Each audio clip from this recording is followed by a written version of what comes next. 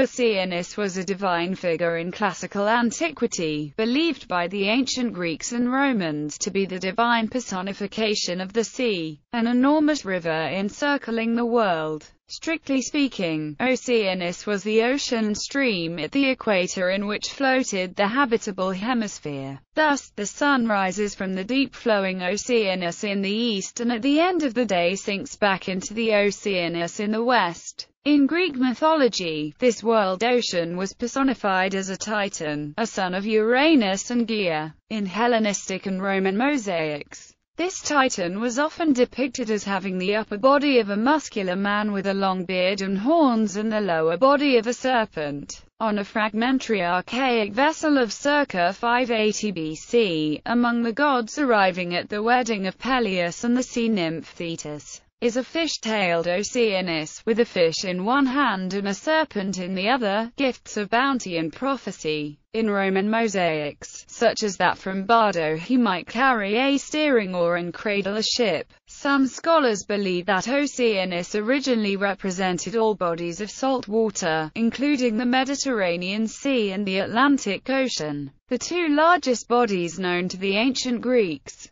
However, as geography became more accurate, Oceanus came to represent the stranger, more unknown waters of the Atlantic Ocean, while the newcomer of a later generation, Poseidon, ruled over the Mediterranean. Oceanus consort as his sister Tethys, and from their union came the ocean nymphs, also known as the 3,000 Oceanids, and all the rivers of the world, fountains, and lakes. From Cronus, of the race of Titans, the Olympian gods have their birth, and Hera mentions twice in Iliad Book 14 her intended journey to the ends of the generous earth on a visit to Oceanus, whence the gods have risen, and Tethys our mother who brought me up kindly in their own house, in most variations of the war between the Titans and the Olympians, or Titanomachy. Oceanus, along with Prometheus and Themis, did not take the side of his fellow Titans against the Olympians, but instead withdrew from the conflict. In most variations of this myth, Oceanus also refused to side with Cronus in the latter's revolt against their father, Uranus. Etymology. R.S.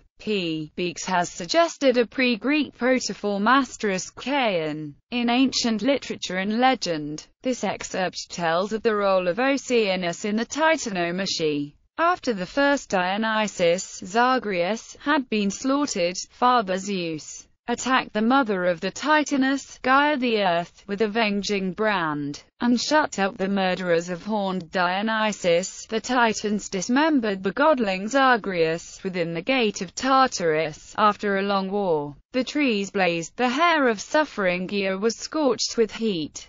Now Oceanus poured rivers of tears from his watery eyes, a libation of suppliant prayer. Then Zeus claimed his wrath at the sight of the scorched earth. He pitied her, and wished to wash with water the ashes of ruin and the fiery wounds of the land. Then rainy Zeus covered the whole sky with clouds and flooded all the earth, in the great deluge of Deucalion. Non-News. Dionysiaca 6. 155 ff. In the Iliad, the rich iconography of Achilles' shield, as fashioned by Hephaestus, is enclosed, as the world itself was believed to be, by Oceanus. Then, running round the shield rim, triple ply, he pictured all the might of the ocean stream. When Odysseus and Nestor walked together along the shore of the sounding sea, they addressed their prayers to the great sea god who girdles the world. It is to Oceanus, not to Poseidon, that their thoughts are directed. Invoked in passing by poets and figured as the father of rivers and streams, and thus the progenitor of river gods, Oceanus appears only once in myth, as a representative of the archaic world that Heracles constantly threatened and bested.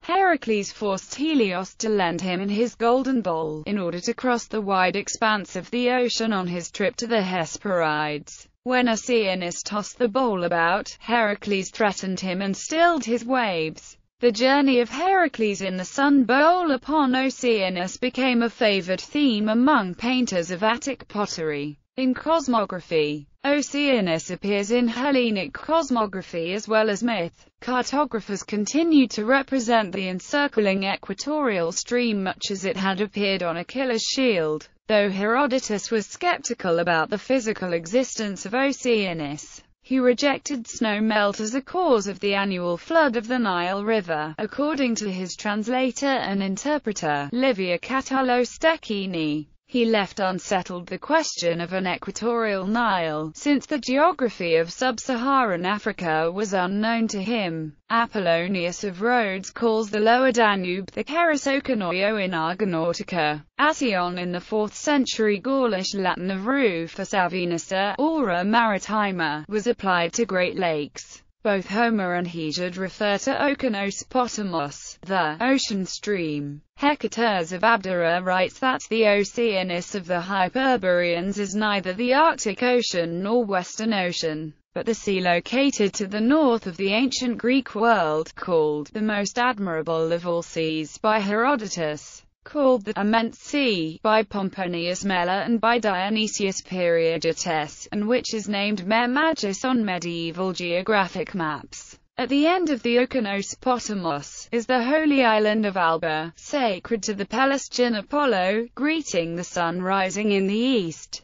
Hecateurs of Abdera refers to Apollo's island from the region of the Hyperboreans, in the Oceanus. It was on Leuci, in one version of his legend, that the hero Achilles, in a hilly tumulus, was buried. Old Romanian folk songs sing of a white monastery on a white island with 9 priests, 9 singers, 9 altars, on a part of the Black Sea known as the White Sea. Genealogy of the Olympians in Greek mythology.